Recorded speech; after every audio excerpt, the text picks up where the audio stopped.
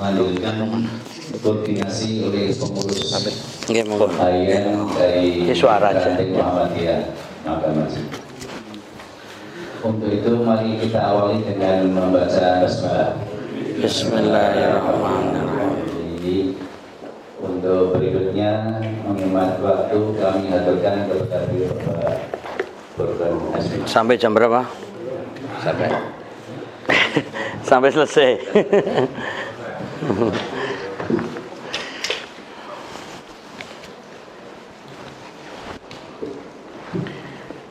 Bismillahirrahmanirrahim. Assalamualaikum warahmatullahi wabarakatuh. Innal hamdalillah nahmaduhu wa nasta'inuhu wa nastaghfiruh wa na'udzu billahi min shururi anfusina wa min sayyiati a'malina.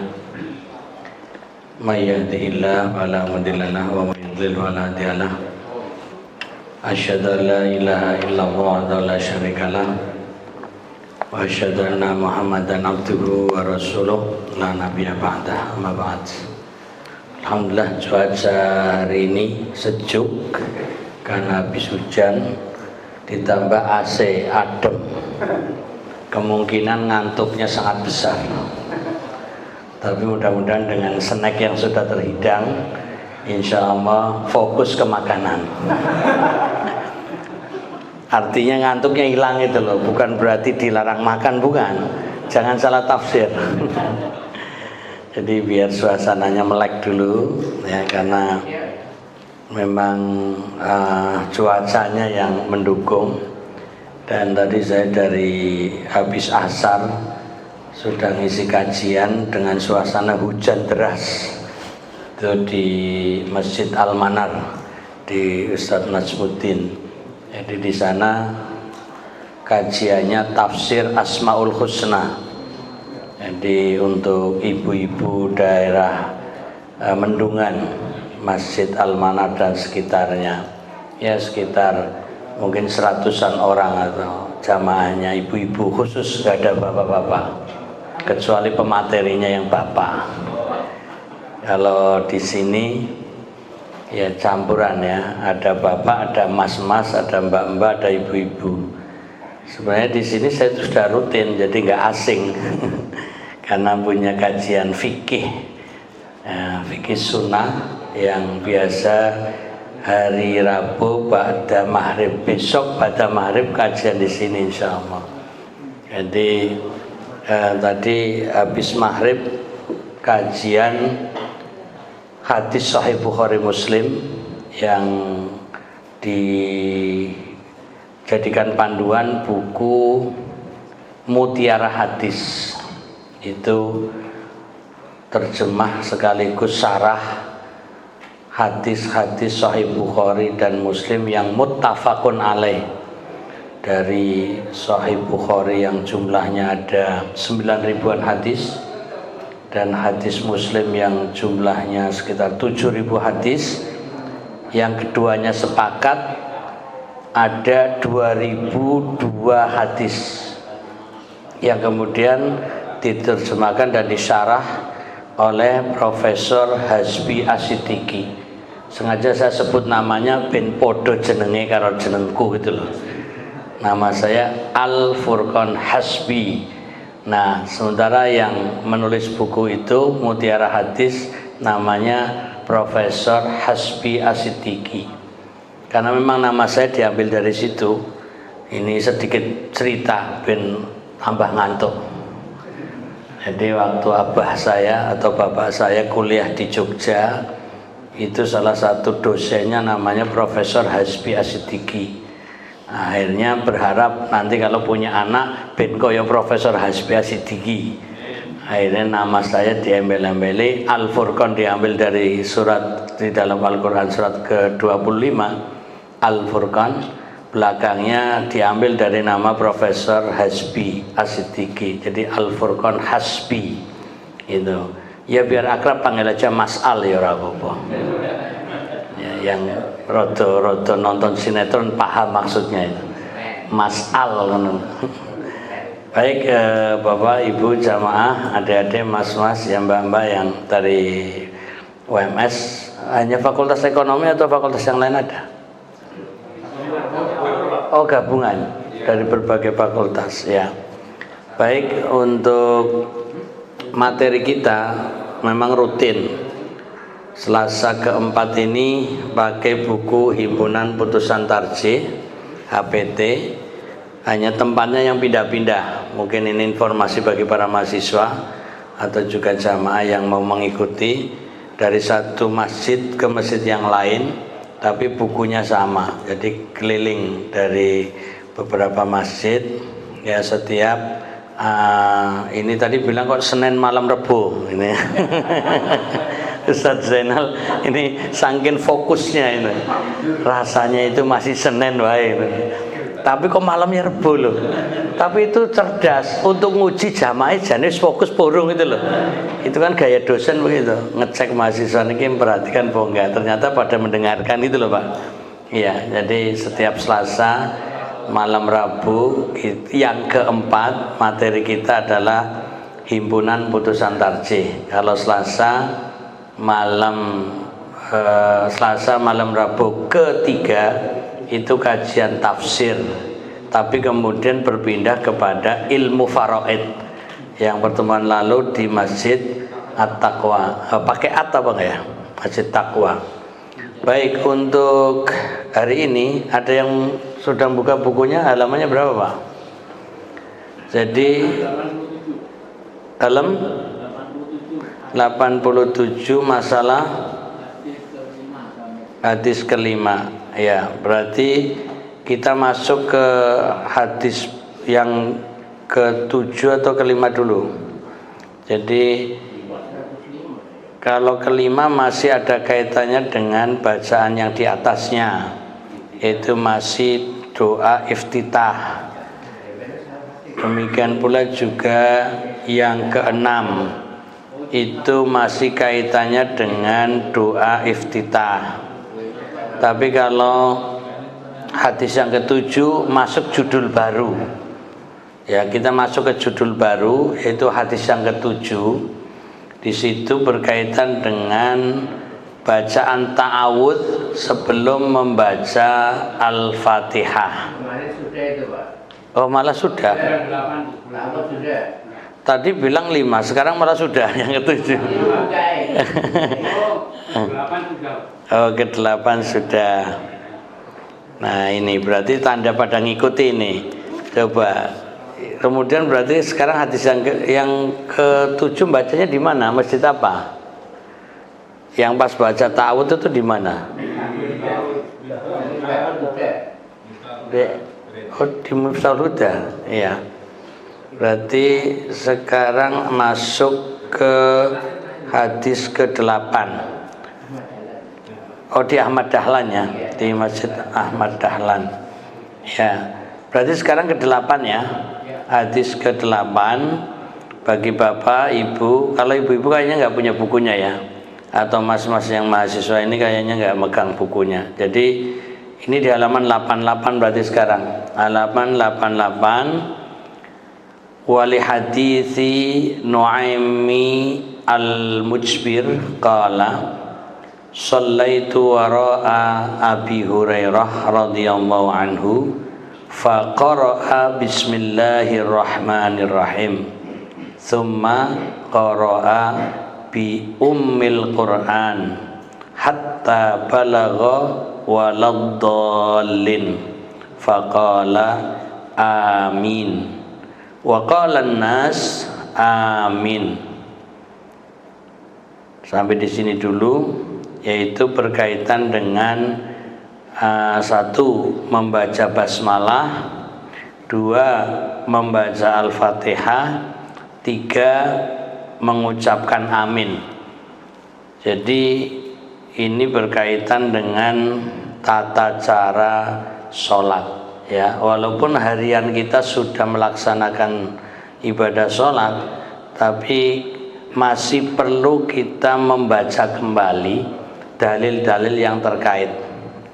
Terjemahan nomor 8 halaman 88 mengingat hadis dari Nuaim Mujbir, katanya saya sholat di belakang Abu Hurairah radhiyallahu anhu, maka ia membaca Bismillahirrahmanirrahim, lalu membaca induk Al-Quran, maksudnya surat Fatihah, sehingga tatkala sampai pada waladdallin beliau membaca amin, dan orang-orang pun sama-sama membaca amin. Ini walaupun itu masih satu rangkaian, di bawahnya cukup panjang, tapi kita berhenti di sini karena ini sudah 3 materi. Pertama, basmalah. Di luar HPT sedikit mengembangkan penjelasan dengan sebuah pertanyaan, apakah bismillah itu termasuk Al-Fatihah atau bukan? Ini kan pertanyaan. Lalu untuk mendapatkan jawaban, ya kita tentu mendengar ataupun membaca dari penjelasan para ulama, dan para ulama tentu merujuk kepada hadis-hadis Nabi. Jadi banyak perbedaan pendapat di kalangan ulama terkait dengan status basmalah, ya. Jadi ada yang menyebutnya bagian dari Al-Fatihah. Jadi otomatis bismillah nomor 1 dalam surat Al-Fatihah. Lalu berikutnya alhamdulillahirabbil alamin ayat kedua dan seterusnya sampai waladdallin, itu 7 ayat. Kalau pendapat yang lain mengatakan basmalah atau bismillahirrahmanirrahim bukan termasuk Al-Fatihah. Jadi bismillah itu berdiri sendiri, dan itu sama dengan bismillah yang lain di setiap surat. Makanya surat Al-Baqarah juga ada bismillahnya, baru alif lam mim dzalikal kitabul la raiba fi, terus sampai surat ke-114 itu ada basmalahnya, kecuali surat At-Taubah, ya, itu tanpa ada basmalahnya di awal. Nah, sehingga menunjukkan bahwa basmalah ini adalah ayat terpisah dari semua surat, kecuali yang ada di surat An-Naml, ya, yang ada kisah Nabi Sulaiman. Jadi intinya, kalau kita perhatikan dari hadis yang sedang kita baca di HPT, saya bertanya, tapi tujuannya untuk tebak-tebakan. Kira-kira Bapak, Ibu, jamaah ketika mendengar dari hadis yang barusan kita baca, yaitu hadis yang ke-8, saya baca terjemahannya, bahwa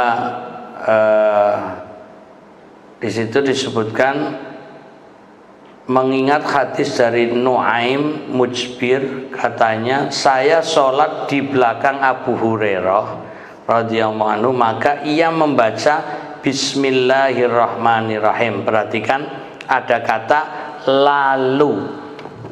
Coba membaca induk Al-Quran atau surat Al-Fatihah. Dari kalimat itu, apakah Bismillah termasuk Al-Fatihah atau bukan? Nah gitu, pokoknya tebak-tebakan aja. Jadi di dalam HPT ini mengutip kalimat itu, jadi menggunakan kata summa. Jadi kalau dalam bahasa Arabnya qara'a bismillahirrahmanirrahim, membaca bismillahirrahmanirrahim, summa, kemudian. Kalau dalam bahasa Arab itu ada jeda, ada jarak. Jadi kalau summa itu kemudian, berarti setelah bismillahirrahmanirrahim, nah, kemudian membaca umul kitab. Nah, berarti bismillah di dalam penjelasan ini atau dalam hadis ini bukan termasuk Al-Fatihah. Nah, teorinya kalau bismillah bukan termasuk Al-Fatihah, dalam menulis surat Al-Fatihah bismillahnya tidak pakai nomor 1, yaitu Alhamdulillahirabbil alamin nomor 1. Pertanyaan, Bapak Ibu jamaah yang punya mushaf, itu dilihat nomor 1-nya di mana? Di bismillah atau Alhamdulillahirabbil alamin? Berarti yang jadi patokan mushaf yang kita baca bismillah itu nomor 1 atau hadis ini? Pokoknya ditanya ben mumet. Ya rada mikir sithik ngono lho maksudnya. Jadi ketika kita melihat Al-Qur'an yang biasa kita pegang, yang mushaf yang biasa kita baca, bismillahnya nomor 1. Tapi kalau kita baca hadis ini, bismillahnya bukan termasuk nomor 1, artinya bukan termasuk Al-Fatihah. Seperti dalam surat Al-Baqarah, bismillahnya nomor 1 bukan? Bukan, tapi alif lam mim itu yang nomor 1. Atau yang paling akhir, qul a'udzu birabbin nas, bismillahirrahmanirrahim. Itu tanpa ayat, langsung qul a'udzu birabbin nas, nomor 1-nya di qul a'udzu birabbin nas itu. Nah, ini berarti mushaf yang kita baca ini berbeda dengan apa yang ada disebutkan dengan hadis ini. Makanya kita mau berpedoman dengan yang mushaf yang kita baca atau hadis ini, kan gitu masalahnya. Nah, tapi ketika umpamanya, ya ini saya ajak dengan seakan-akan terbang ke benua lain. Salah satunya benua Afrika. Coba bayangkan di mana Afrika. Lalu kita pergi ke sana, dan di sana kaum muslimin dari Afrika Utara, dari arah barat, itu seperti Maroko, kemudian Aljazair, kemudian Libya, Tunisia, yaitu namanya Afrika Utara yang rata-rata berbahasa Arab, ya.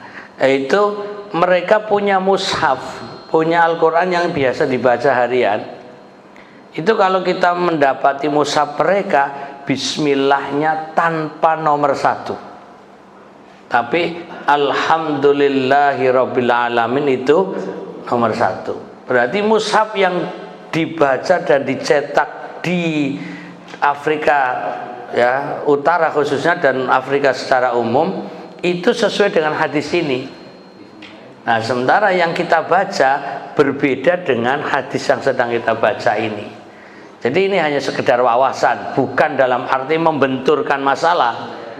Karena selama ini kita seakan-akan memahami Al-Fatihah bismillah itu mesti nomor 1. Tapi ketika baca hadis ini, kalau nggak saya jelaskan kayaknya orang ngeh, kurang begitu perhatian. Padahal HPT itu sepertinya tidak sepaham dengan Quran yang dicetak di Indonesia. Halo Muhammadiyah. Ini HPT loh, Himpunan Putusan Tarjimah Muhammadiyah. Seharusnya Muhammadiyah punya mushaf tersendiri. Masa kecil saya, bismillah itu terpisah dengan Al-Fatihah. Oh, berarti cocok HPT itu. Tapi yang sekarang kok beda. Nomor 1 itu bismillah. Iya. Alhamdulillah nomor 2. Kalau dulu enggak turutan. Iya, baik. Sebenarnya dari dulu sampai sekarang masih ada. Cuma istilahnya masyarakatnya yang mana yang mempertahankan bismillah nomor 1 dengan bismillah yang tidak nomor 1. Saya juga punya mushafnya dan cetakan Arab Saudi. Jadi ketika saya mahasiswa di Arab Saudi, itu mendapatkan mushaf itu resmi cetakan Arab Saudi. Ya, karena Arab Saudi itu punya percetakan Al-Quran untuk menerbitkan Al-Quran seluruh dunia.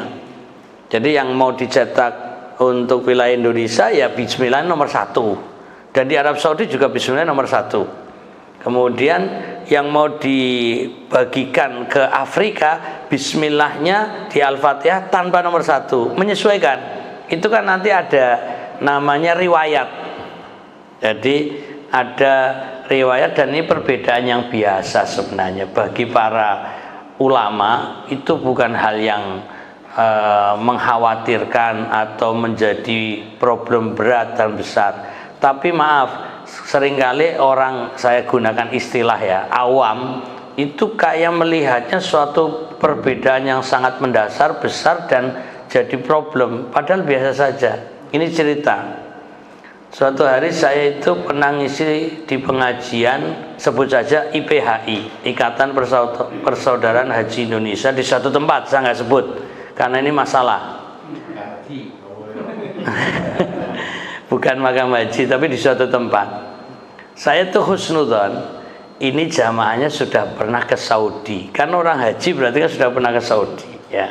Lalu waktu itu saya didaulat untuk membaca tafsir juz amma, tapi diawali dari Al-Fatihah. Jadi juz amma, tapi sebelum masuk juz amma, Al-Fatihah sudah dibagikan ke jamaah. Pada hari itu baru mulai Al-Fatihah. Lalu saya menjelaskan tentang basmalah. Di antaranya bahwa basmalah ada yang menyatakan bukan dari Al-Fatihah. Belum selesai penjelasan, diprotes. Pak Furqan nggak usah bikin gaduh, nggak usah bikin masalah. Langsung dia ngambil Quran, kan mereka pegang Quran juga. Ini loh, Bismillah nomor 1 kok jenengan bilang nggak nomor 1 itu dari mana? Ngarang tuh. Waduh, ini bahaya, ini parah ini. Jadi akhirnya belum sampai pada penjelasan, belum sampai pada tafsir sudah berantem. Jadi dia nggak rela mendengar kata Bismillah bukan dari Al-Fatihah. Jadi sudah suudzon. Padahal saya bilang ini bukan masalah saya berpendapat, saya sedang menyampaikan bahwa ada yang berpendapat, bukan saya bikin gaduh. Kalau jangan protes bikin gaduh, berarti jenengan marah sama ulama-ulama terdahulu gitu. Sebelum jenengan lahir ini sudah ada. Masalahnya jenengan yang baru lahir tiba-tiba membaca Bismillah nomor 1, nggak pernah piknik masalahnya. Orang piknik ini. Oh itu rada hot. Dia agak panas itu. Tapi ya itu. Akhirnya setelah pengajian saya dicoret. Tidak boleh ngisi pengajian lagi. Ya ora popos. Jadi berarti dia nggak mau tambah wawasan. Ya. Jadi ilmunya hanya membawa dari lahir sampai meh mati podo ora tambah itu. Oh, karena makam haji. Bukan di makam haji. Jadi itu pokoknya pernah terjadi itu. Dan sudah agak lama. Sampai panitia-panitianya kayaknya sudah pada meninggal. Jadi saya dulu sudah didaulat untuk kajian rutin gitu. Lah baru basmalah udah ribut. Nah ini makanya biar saya pertegas, jangan mempermasalahkan masalah ini. Ya, jadi kita harus membaca ini di HPT, melihatnya basmalah bukan dari Al-Fatihah. Tapi kemudian kalau kita melihat mushaf, Bismillah dari Al-Fatihah, itu biasa saja. Tapi dengan ilmu mengatasi masalah tanpa masalah. Tapi nggak kebegadian loh ya. Jadi mengatasi masalah tanpa masalah. Jadi intinya di sini Bismillah itu dinyatakan bukan bagian dari Al-Fatihah, tapi tetap dibaca. Nah nanti masalah cara membacanya itu juga variasi lagi. Ada yang jahron, berarti Bismillahnya dibaca terdengar. Ya, kalau umpamanya sholat yang jahron seperti maghrib, rakaat pertama, rakaat kedua, isya, rakaat pertama, rakaat kedua, subuh, rakaat 2 rakaat itu saja. Adapun yang rakaat ketiga ya atau sholat yang zuhur asar itu nggak kelihatan basmalah jahron atau sirron, itu hampir semuanya nggak terdengar. Nah makanya mengenai cara membaca basmalah, di sini ada nggak penjelasannya sirron atau jahron? Di dalam ini kan baru adilah. Coba kembali ke halaman yang penjelasan awal, yaitu di halaman 79.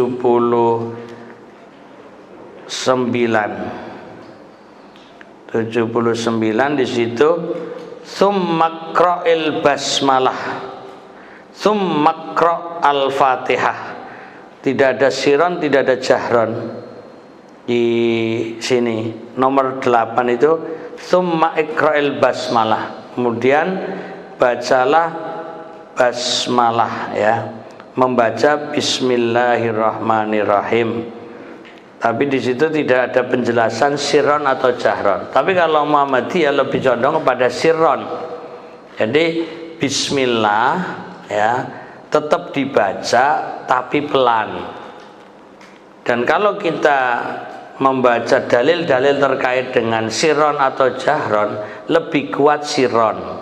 Nah, itu nanti kita bisa mengecek hadis-hadisnya ya berkaitan dengan membaca bismillah sirron atau jahron. Tapi bukan berarti kalau membaca bismillah jahron itu tidak benar, ada juga dalilnya. Jadi kita boleh variasi. Cuma untuk Muhammadiyah lebih memilih yang sirron. Kan. Tadi kalau umpamanya kita bismillah membaca jahron dengan mengeraskan itu juga boleh karena ada dalil yang lain. Tapi kalau kita membandingkan tarjih ya muqaranatul adillah membandingkan dalil lalu tarjihul adillah memilih mana yang lebih kuat, maka jatuhnya pada yang sirron itu lebih kuat tanpa mengatakan yang jahron salah. Nah, ini mengenai cara baca basmalah. Nah, yang lebih ekstrim mengatakan basmalah bukan dari Al-Fatihah, maka nggak baca pun nggak apa-apa. Lalu itu dahsyat itu. Berarti katakanlah tadi surat doa iftitah, kemudian ta'awud ya langsung ke alhamdulillahirabbil alamin, enggak baca basmalah, itu dianggap sah-sah saja. Karena bukan termasuk Al-Fatihah. Karena yang diperintahkan adalah membaca Al-Fatihahnya. Nah, ini nih tambahan. Jadi dan itu yang tidak dipilih oleh Muhammadiyah, tetap baca basmalah tapi sirron. Nah, apalagi yang sholatnya sirriyah mesti sirron semua. Tapi uniknya ya, gara-gara bismillahnya tidak didengarkan, masyarakat yang biasa membaca bismillah dengan keras langsung mesti Ki Muhammadiyah ora pernah maca basmalah. Bukan karena tidak membaca basmalah, tidak terdengar atau pelan. Nah, sekarang dibalik. Loh, kalian kalau zuhur ora pernah maca basmalah, yo maca, lho kok ora krungu. Kan gitu. Lah ya kan sirron, ya podo bismillahnya waktu maghrib, isya, subuh itu ya dibaca cuma sirron. Tapi namanya orang kan ribut bisa dibikin-bikin. Lah ngapain kok bismillah sirron, Al-Fatihahnya alhamdulillah kok apa keras? Kan satu paket bismillah ya Al-Fatihah. Menurut pendapat jenengan bismillah bagian dari Al-Fatihah, yo silahkan itu mau jahron bareng nggak apa-apa. Masalahnya di HPT bismillah dengan Al-Fatihah itu beda. Tapi kelihatannya orang Muhammadiyah orang nyadari gitu loh. Kan perasaan, bukan pakai perasaan ya, kebanyakan orang Muhammadiyah sekalipun yang menganggap bismillah dari Al-Fatihah.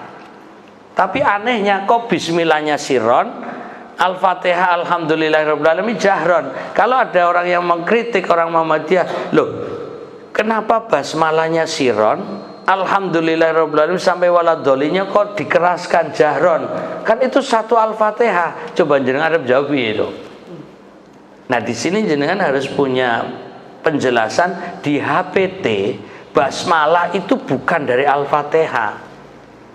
Tapi bismillah sendiri, Al-Fatihah sendiri. Jadi Al-Fatihah dimulai dari alhamdulillahirabbil alamin. Pertanyaan selanjutnya, kalau dari alhamdulillahirabbil alamin padahal namanya surat Al-Fatihah itu kan 7 ayat. Lah letaknya di mana biar sama-sama 7? Nah, di situ juga harus jelas bahwa orang yang menghitung bismillah bagian dari Al-Fatihah, bismillah nomor 1 sampai nanti waladhdallin itu nomor 7. Tapi kalau yang bismillah bukan dihitung sebagai Al-Fatihah, tidak ada nomor 1-nya, tapi mulainya dari alhamdulillahirabbil alamin nomor 1. Kemudian Ar-Rahmanir-Rahim nomor 2, Maliki Yaumiddin nomor 3, Iyyaka na'budu wa iyyaka nasta'in nomor 4. Terus ihdinas siratal mustaqim nomor 4. Terus nomor 5. Terus siratal ladzina an'amta alaihim itu 6.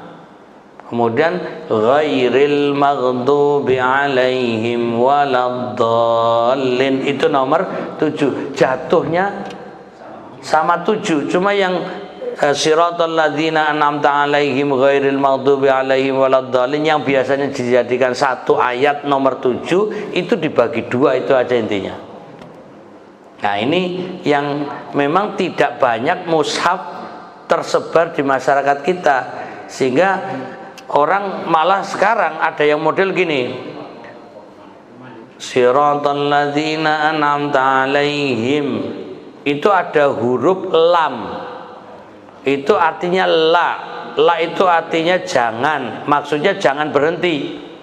Lalu ada yang mengajarkan karena tidak boleh berhenti harus nyambung, siratal ladzina an'amta alaihim ghairil maghdubi alaihim, ya kan, ada yang begitu. Lalu ghairil maghdubi alaihim waladdallin, karena menghindari dari la-nya itu. Ini pernah kejadian dan itu terjadi viral di sebuah masjid, ya, di sebuah masjid. Nah, imamnya cara bacanya seperti tadi, siratal ladzina an'amta alaihim ghairil maghdubi alaihim waladdallin. Amin. Dan selesai sholat, salah satu jamaah protes, iki corong ngendi maca ngene iki. Ini cara mana? Selama ini kita nggak pernah mendengar cara baca Al-Fatihah di ghairil maghdubi alaihim terus diulang ghairil maghdubi alaihim waladdallin. Jadi ribut hanya masalah cara baca seperti itu. Ya, maaf, biasanya kurang wawasan, bahasa kasarnya kurang piknik. Jadi kalau kita sering membaca, sering mendengar penjelasan, sering memahami masalah-masalah seperti ini, mau dibaca siratal ladzina an'amta alaihim, berhenti, kemudian ghairil maghdubi alaihim waladdallin, itu juga nggak masalah. Kenapa? Karena itu sebenarnya 2 ayat. Apalagi orang Muhammadiyah seharusnya berhenti di situ karena itu sebenarnya berhenti ayat. Ya, tapi karena mushaf yang kita pegang nggak ada tulisan ayatnya, tapi yang terdapat huruf lamnya, maka punya keyakinan itu nggak boleh berhenti. Nah, orang yang pahamnya nggak boleh berhenti itu lalu disambungkan, tapi nafasnya nggak kuat sampai waladdallin, akhirnya diputus, lalu mengulang tikrarul qiraah, yaitu pengulangan bacaan. Ini masalah bab tahsinul qiraah, ya. Ini sebenarnya semuanya boleh, semua benar. Mau berhenti ghairil maghdubi siratal ladzina an'amta alaihim, berhenti nggak masalah. Nah, justru yang mengatakan tidak boleh berhenti podo-podo kurang piknik. Jadi merasa itu ada lamnya, nggak boleh berhenti, lalu disambungkan kepada tadi siratal ladzina an'amta alaihim ghairil maghdubi alaihim, berhenti di situ. Padahal itu kan kalau mau dilanjutkan langsung waladdallin, tapi nafasnya nggak kuat, ayo berhenti itu, lalu mengulangi ghairil maghdubi alaihim. Lah, ini hanya masalah beda cara baca dan beda pemahaman, apakah itu 1 ayat atau 2 ayat. Bagi yang sudah biasa membaca, sudah mengetahui tafsirnya, tahu tentang perbedaan riwayat, itu semuanya nggak masalah gitu loh. Tapi kalau orang yang, ya maaf, ilmunya pas-pasan, merasa sudah cukup, lalu mendengar perbedaan yang tidak sesuai pengetahuannya, merasa dirinya benar, melihat orang lain yang beda salah, itulah kesalahan. Jadi kesalahannya adalah kurang ilmu, menyalahkan orang. Waspadalah, waspadalah, jangan sok pinter kalau ilmunya belum memadai. Tapi itulah kebanyakan orang. Jadi sedikit ilmu biasanya merasa cukup, tapi semakin banyak ilmu semakin rasanya kurang ilmu. Nah, tinggal dirasa, umpamanya, wah ini HPT hanya bacanya tentang sholat baru tentang basmalah, al-fatihah lagi dari balita kok ya ngerti. Itu orang sombong namanya, merasa cukup dengan apa yang diketahui masa lalu. Ternyata kalau kita kupas coba tadi basmalah dari al-fatihah atau bukan, apakah dulu-dulu sudah pernah mengkaji itu, kemudian apakah alhamdulillahirabbil alamin nomor 2 atau nomor 1 ayat di Al-Fatihah, sudahkah pernah mengkaji itu? Ternyata belum, berarti baru tahu kalian itu. Nah, uniknya nggak mau baca seperti ini karena merasa sudah cukup. Allah bahas Al-Fatihah dari dulu, baca masalah surat Al-Fatihah dalam sholat ya sudah tahu. Karena membatasi diri sehingga tertutuplah tambahan ilmu. Nah, ini yang kadang-kadang kenapa kita penting membaca ulang, mengkaji kembali apa yang sudah kita ketahui sekalipun. Mungkin kalau boleh sombong, ya boleh sombong, saya sudah bosan sayang. Kenapa bola-balik mocong ini? Tapi ternyata setiap kali saya baca, walaupun ini sudah ke 100 kali, saya merasa hari ini pun saya tambah ilmu. Jadi tidak serta-merta Ustadz itu kemudian ketika menyampaikan tidak tambah ilmu. Saya juga tambah ilmu. Ternyata ketika saya menyampaikan pada melek kabeh, tambah ilmu saya, oh pada melek ternyata hari ini. Artinya ilmu saya memperhatikan jenengan itu loh. Oh ternyata ya pada gateke ngono loh. Nah ini hanya contoh bahwa kemudian di dalam HPT ini tadi Al-Fatihah dipisah dari basmalah, ya. Kemudian yang ini belum pada pembahasan tafsir Al-Fatihah, itu panjang lagi.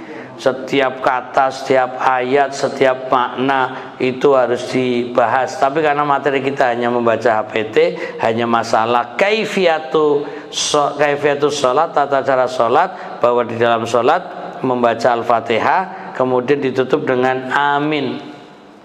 Pertanyaannya, cara baca amin itu bagaimana? Apakah amin? Apakah amin? Ataukah amin? Nah, itu bervariasi juga. Jadi kalau ini bukan riwayat, tapi berdasarkan fakta bagi jamaah yang mungkin memperhatikan imam Masjidil Haram, ya entah karena haji, umroh atau nonton di TV, sekarang sudah bisa dilihat di YouTube imam-imam Masjidil Haram Mekah Medina itu kalau baca amin itu A-nya pendek, amin gitu. Jadi A-nya pendek, mimnya agak panjang, amin. Lah repotnya makmum nggak ada yang niru imamnya, itu loh masalahnya.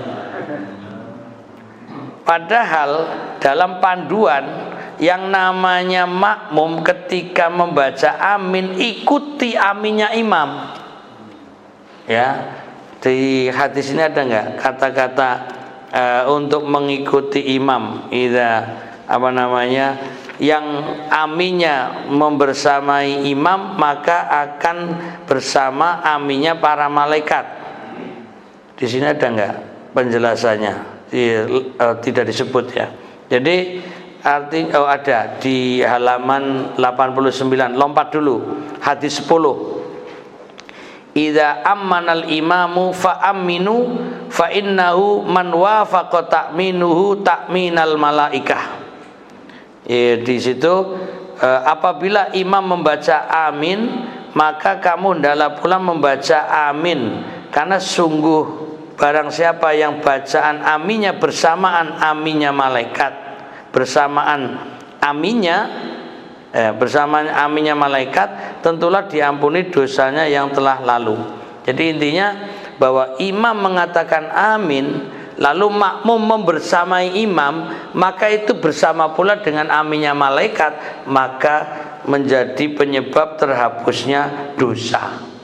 Lah masalahnya imamnya baca amin, makmumnya amin, kan beda dhewe niku. Itu kalau terjadi kita sebagai makmum di Mekah atau di Medina, yuk kita harus mengikuti apa yang diucapkan imam itu. Jadi seringkali makmumnya, kalau bahasa kasarnya, ini makmumnya itu bandel ini. Lah imamnya baca amin, kok makmumnya amin. Berarti kan egois, nggak ngikuti imam. Padahal makmum itu ngikuti imam. Nah itu.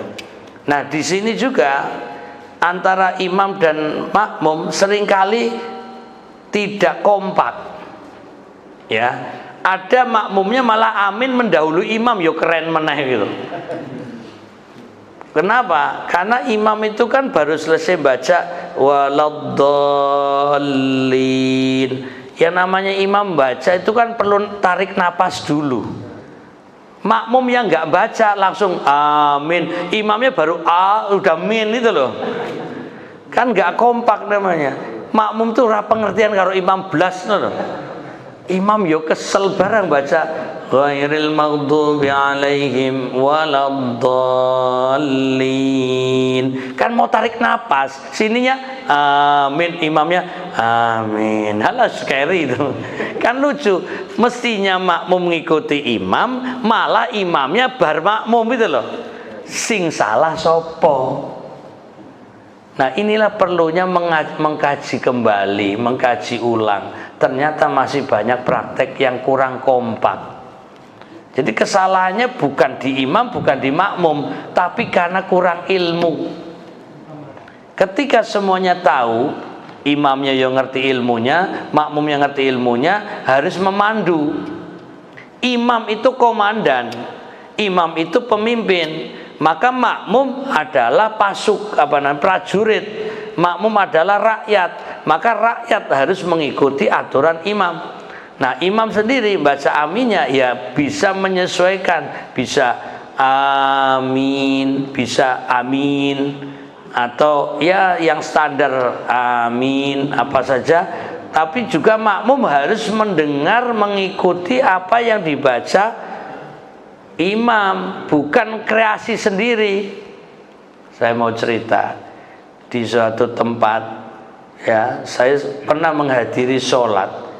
Imamnya baca aminnya ya sedang amin, makmumnya karena suaranya merdu malah memanjangkan amin. Iki jane karepe sapa to ya? Dan itu berulang kali tiap sholat, bukan hanya sekali itu. Setiap kali saya datang sholat di situ, kok makmumnya itu gaya banget loh. Lebih menguasai dari imamnya. Iya.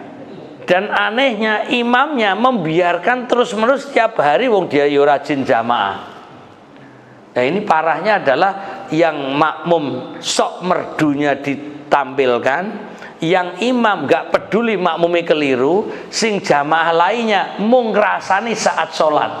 Kacau kabeh ini. Jadi imamnya membiarkan makmumnya seperti itu berulang kali. Yang makmumnya ya memang betul suaranya merdu itu. Dia biasa azan, dia yang azan, dia yang iqomah, dia yang amin, seperti menjadi komandannya makmum lainnya. Tapi yang lain nggak bisa ngikuti dia itu karena terlalu panjang amin walah mbok kuwi karepe apa iki. Lah sing makmum lainnya itu malah ngrasani iki koyo dawa banget lho. Panjang sekali baca aminnya, imamnya nungguin selesai aminnya rampung itu. Jadi imamnya malah ngikuti makmum itu satu orang. Dan itu sudah bertahun-tahun sampai hari ini.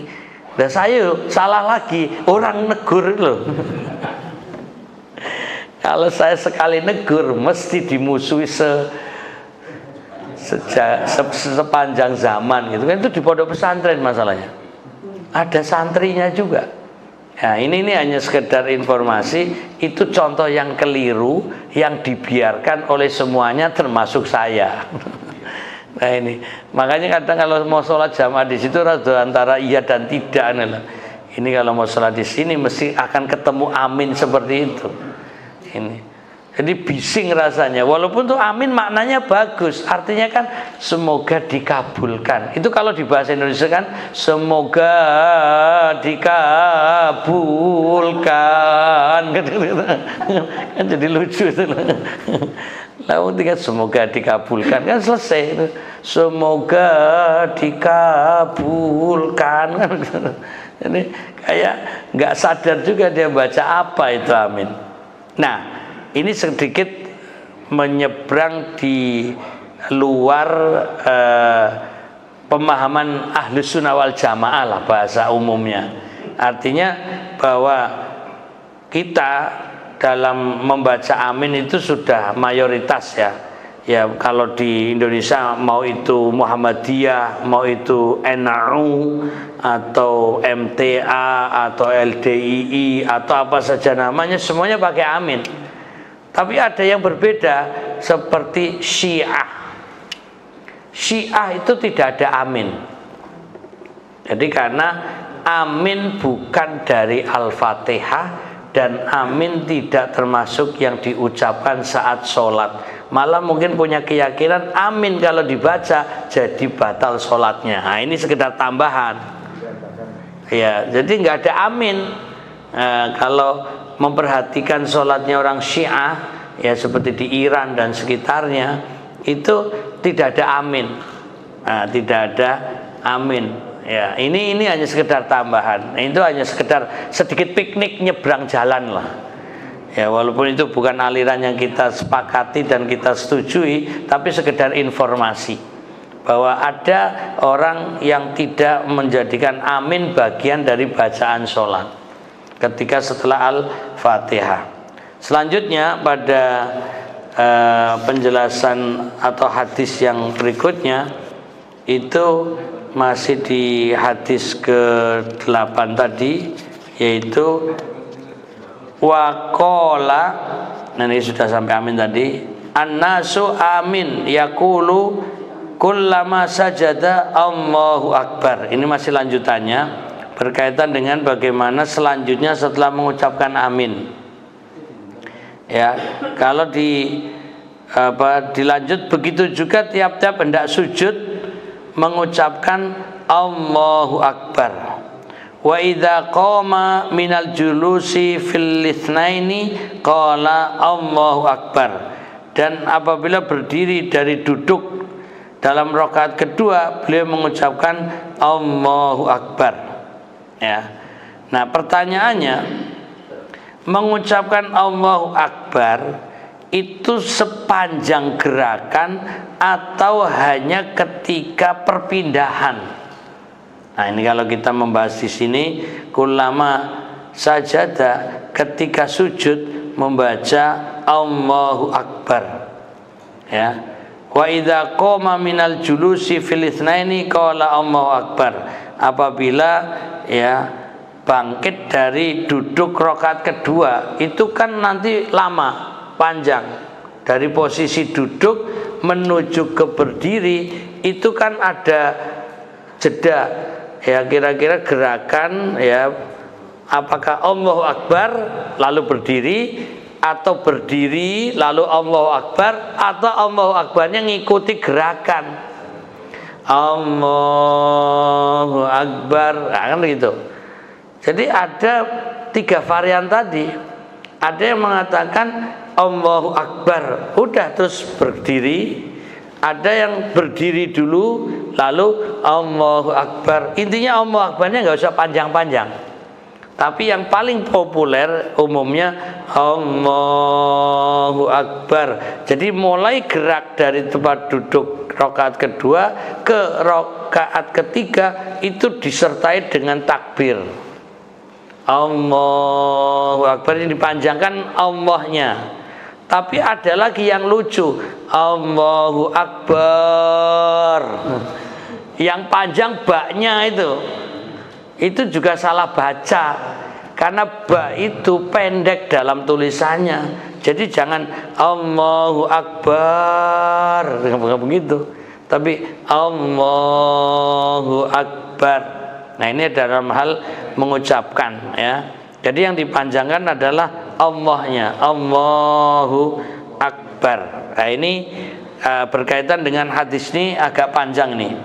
Kemudian wa yaqulu idza sallama, ya, di situ selanjutnya setelah bersalam beliau berkata, walladzi nafsi biyadihi inni la asbahukum sholatan bi Rasulillahi sallallahu alaihi wasallam.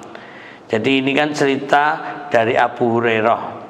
Demi yang menguasai diriku, sungguh sholatku yang paling menyerupai dengan sholatnya Rasulullah sallallahu alaihi wasallam. Jadi Abu Hurairah ingin mengajarkan kepada para tabi'in. Jadi ketika Abu Hurairah menjelaskan hadis ini, Nabi sudah wafat. Sebagian para sahabat sudah tiada. Yang ada adalah generasi setelah sahabat yang namanya tabi'in. Nah, maka Abu Hurairah mengatakan, ini loh yang kupraktekan adalah yang paling menyerupai dengan sholatnya Nabi. Karena tabi'in gak ketemu Nabi. Kemudian para sahabat yang lain sudah berkurang atau mungkin mayoritas sudah wafat.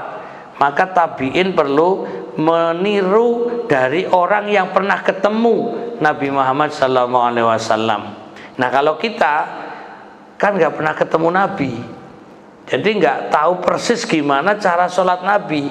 Lalu bagaimana untuk mengikuti pesan Nabi, shollu kama ra'aitumuni usolli, sholatlah sebagaimana kalian melihat aku sholat.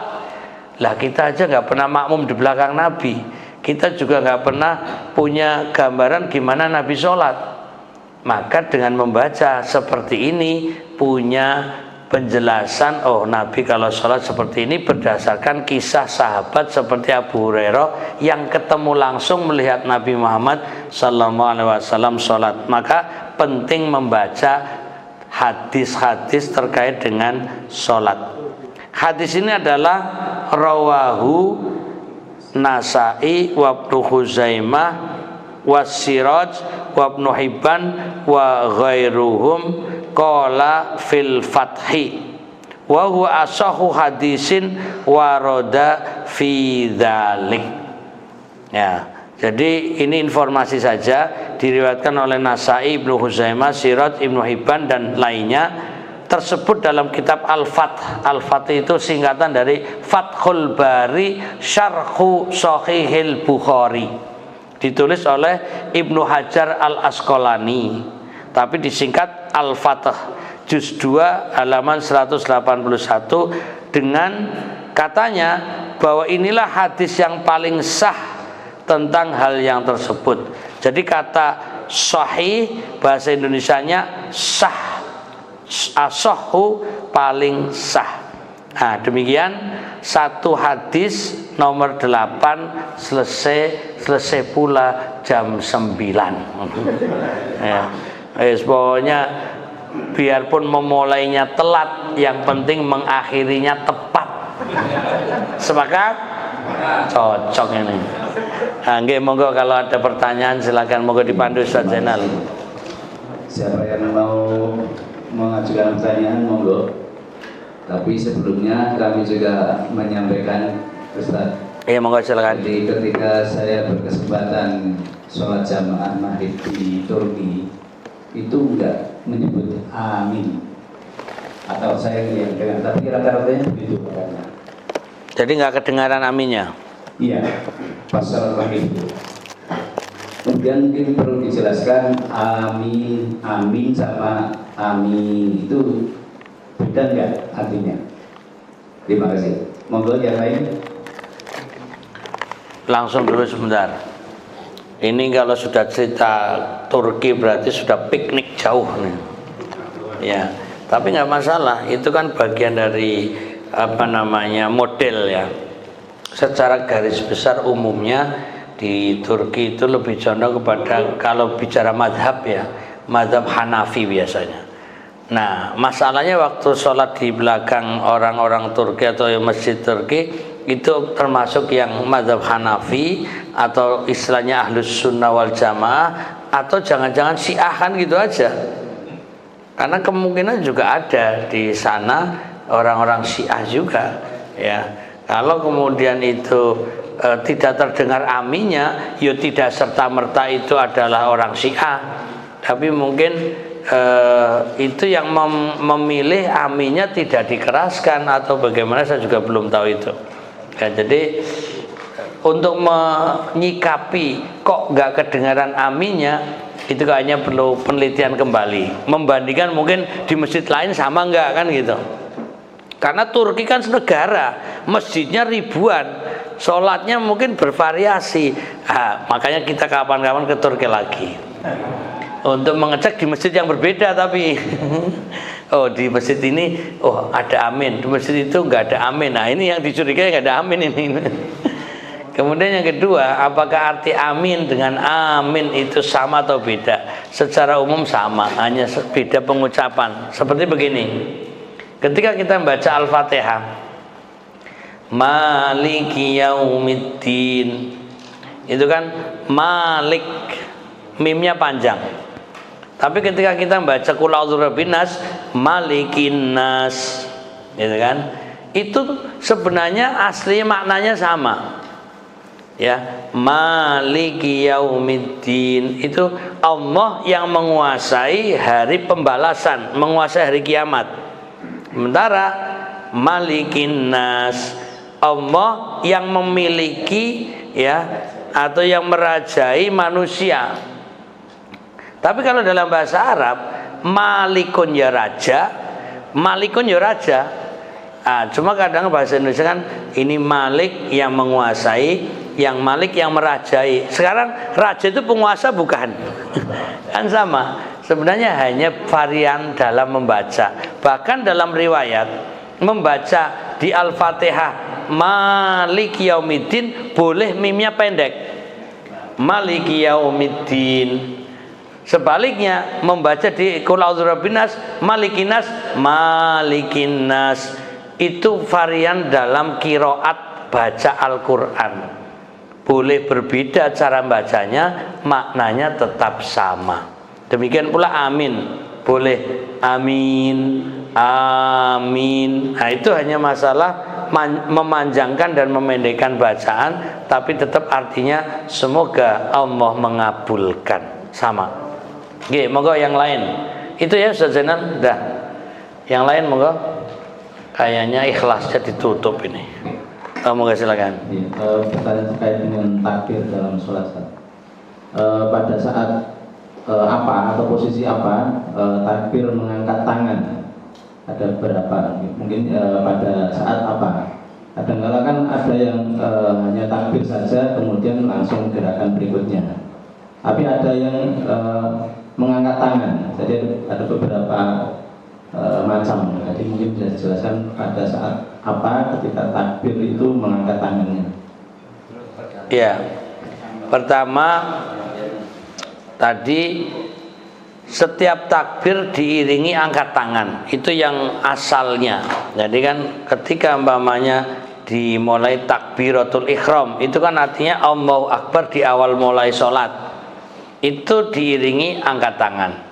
Kemudian ketika kita mau ruku, ya, itu karena kita mengucapkan Allahu Akbar, angkat tangan dulu, ya kan, sebelum kita ruku.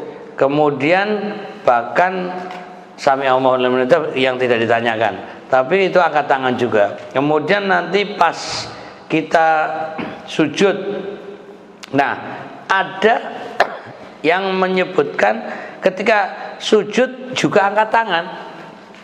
Itu yang kita sampaikan di sini adalah orang yang berpaham bahwa setiap takbir diiringi angkat tangan.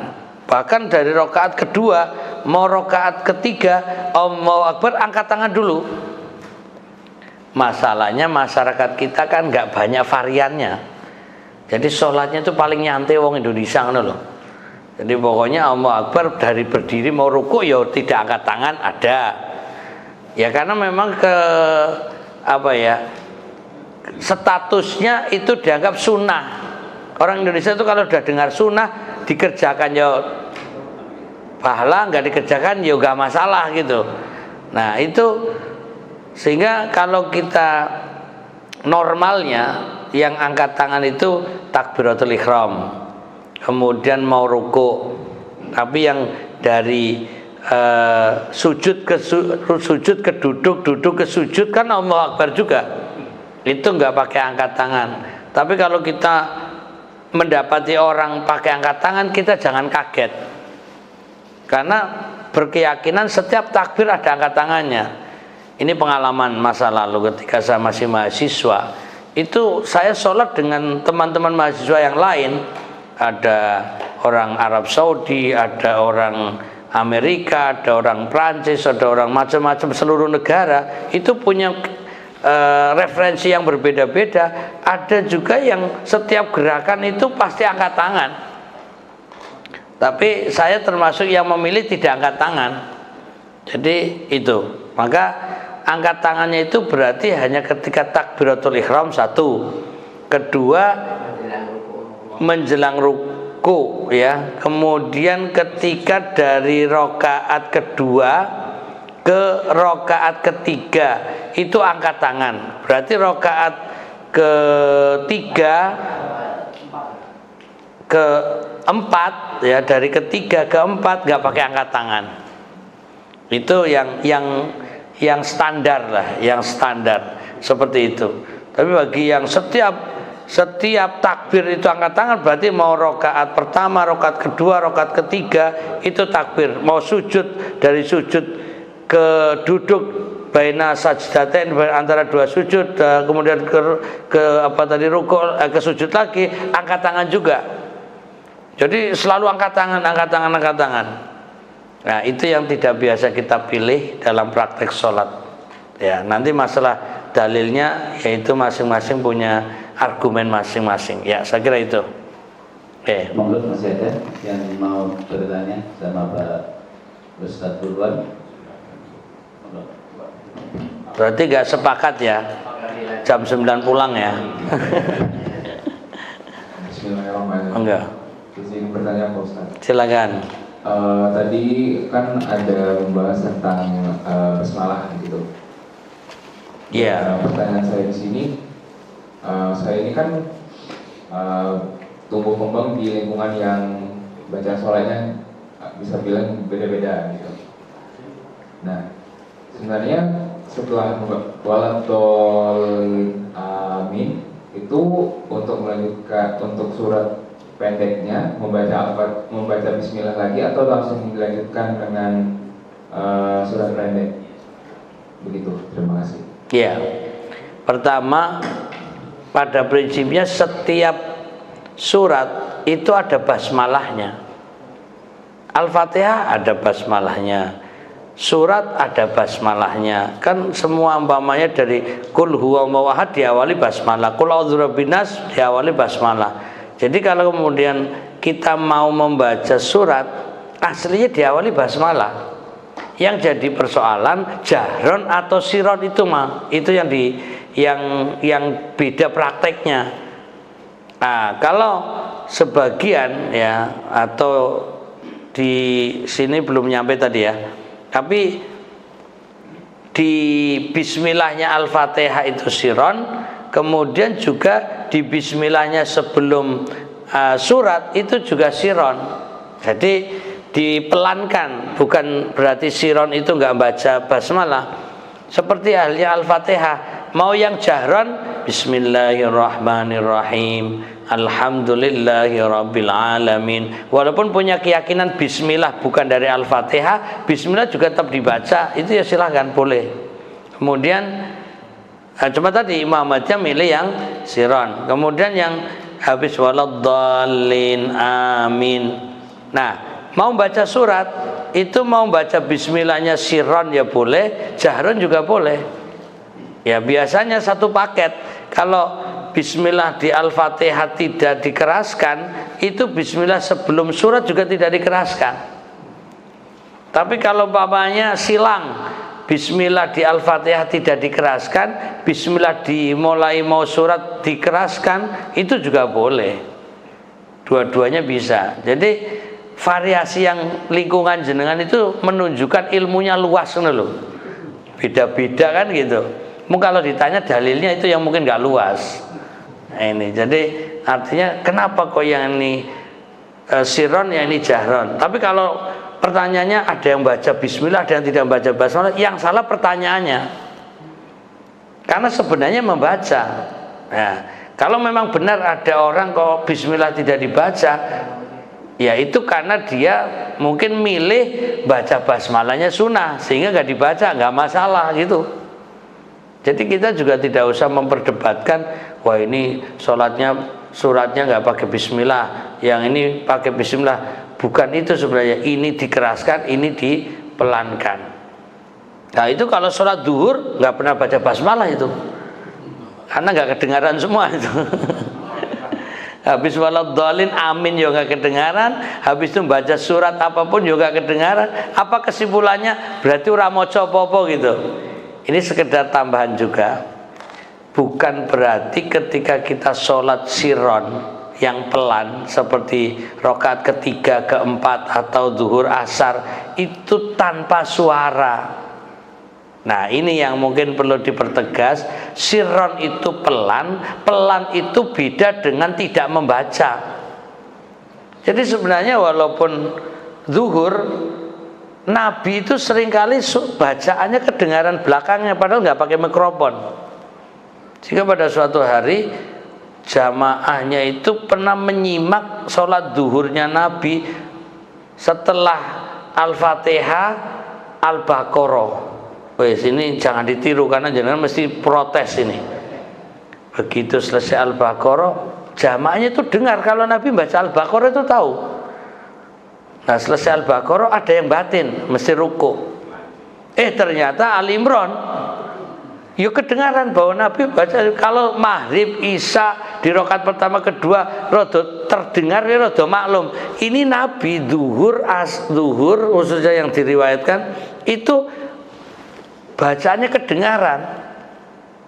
Ya, sampai wah ini surat Al-Imran, ini surat An-Nisa, itu ketahuan Nabi bacanya surat apa ketahuan. Nah ini makanya imam pun bukan berarti kalau sirron itu tanpa ada suara. Karena efeknya orang yang sirron tanpa suara makhrajnya nggak kelihatan. Padahal dalam bahasa Arab mengucapkan Al-Quran itu harus ada makhrajnya. Bawahnya Al-Fatihah, Alhamdulillahirabbil alamin, Ar-Rahmanirrahim. Itu harus ada. Bukan aliran kebatinan kebanyakan kita itu.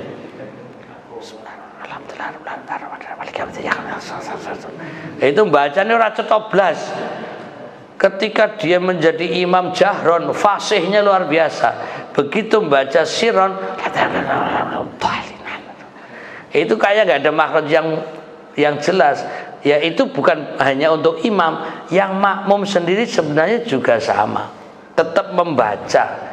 Apalagi sholat sendiri. Lah ini kelemahan kita atau pemahaman kita, sirron itu dikira nggak pakai suara sehingga tidak terdengar bacaan, lalu tidak ada makhraj sama sekali. Maka kebanyakan orang-orang yang sholat sirron itu kayak aliran kebatinan semua. Yang jahron saja nggak tadabur, yang sirron menghayal surat sholatnya. Itu kalau pembahasannya khusyuk, rata-rata kita orang khusyuk nih. Demikian segelas info nih. Moga yang lain atau sudah cukup, silakan. Jam 9:17 saya kira cukup. Saat ini. Baik, sebelum kita akhiri, terima kasih kami sampaikan kepada takmir Masjid Al-Bayan dan jamaahnya yang sudi untuk memberikan suatu fasilitas dan hidangan. Kemudian kepada jamaah dari UMS serta pengurus ranting, mudah-mudahan kehadiran kita diberkati oleh Allah SWT. Amin. Untuk itu nanti akan dilanjutkan koordinasi dengan para pengurus. Mohon tidak pulang dulu. Untuk itu marilah kita akhiri dengan hamdah alhamdulillahirabbil alamin. Assalamualaikum warahmatullahi wabarakatuh. Waalaikumsalam warahmatullahi wabarakatuh.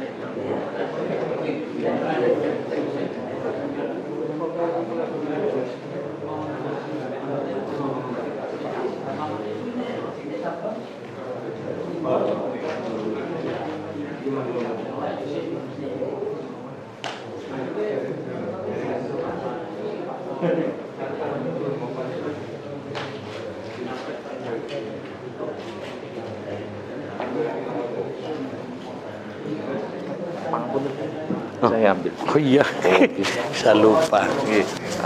Itu nanti apa?